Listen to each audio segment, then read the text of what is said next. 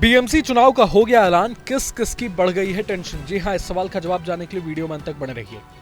दरअसल मुंबई महानगर पालिका यानी बीएमसी के चुनाव की तारीखों का आधिकारिक ऐलान राज्य चुनाव आयोग की ओर से कर दिया गया है।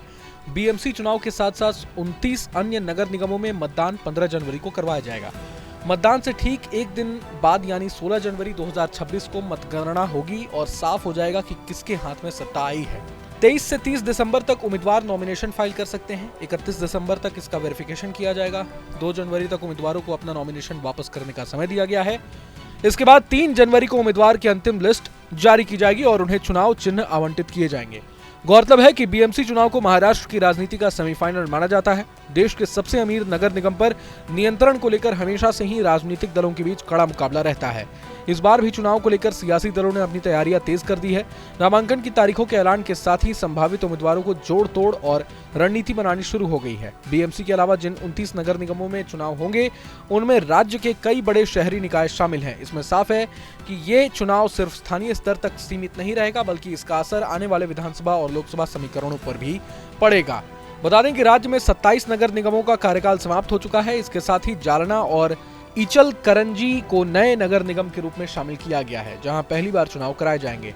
इन सभी नगर निगम चुनाव के लिए 1 जुलाई 2025 की वोटर लिस्ट को आधार बनाया जाएगा। ये सूची केंद्रीय चुनाव आयोग से प्राप्त हुई है, इसलिए राज्य चुनाव आयोग को इसमें से किसी भी मतदाता का नाम हटाने का अधिकार नहीं होगा। राजनीतिक जानकारों का मानना है कि बीएमसी चुनाव के नतीजे आने वाले समय में राज्य की राजनीति की दिशा तय करने में अहम भूमिका निभाएंगे। इधर बीएमसी चुनाव से पहले उप मुख्यमंत्री एकनाथ शिंदे ने बड़ी घोषणाएं की हैं। मुंबईकरों के लिए महालक्ष्मी रेस कोर्स और डेवलप कर आधुनिक सेंट्रल पार्क की सौगात का ऐलान किया गया है। उन्होंने ठाणे के लिए भी ड्रीम प्रोजेक्ट्स के बारे में बताया है।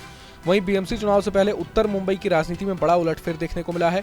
पूर्व बीएमसी पार्षद और शिवसेना यूबीटी की नेता रही तेजस्वी घोसालकर ने बीजेपी ज्वाइन कर लिया है। दरअसल तेजस्वी दिवंगत पूर्व पार्षद अभिषेक घोसालकर की पत्नी है, जिनकी पिछले साल फेसबुक लाइव के दौरान गोली मारकर हत्या कर दी गई थी।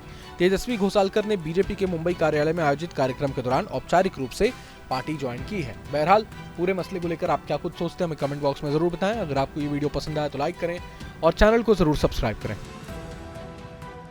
आपके मोबाइल पर तुरंत आएगी ब्रेकिंग न्यूज। स्क्रीन पर सबसे पहले दिखेगी बड़ी खबर। देश दुनिया की हर खबर एक जगह। अब आपके मोबाइल पर तुरंत फटाफट इंस्टॉल कीजिए न्यूज नेशन ऐप और रखिए खुद को अपडेट।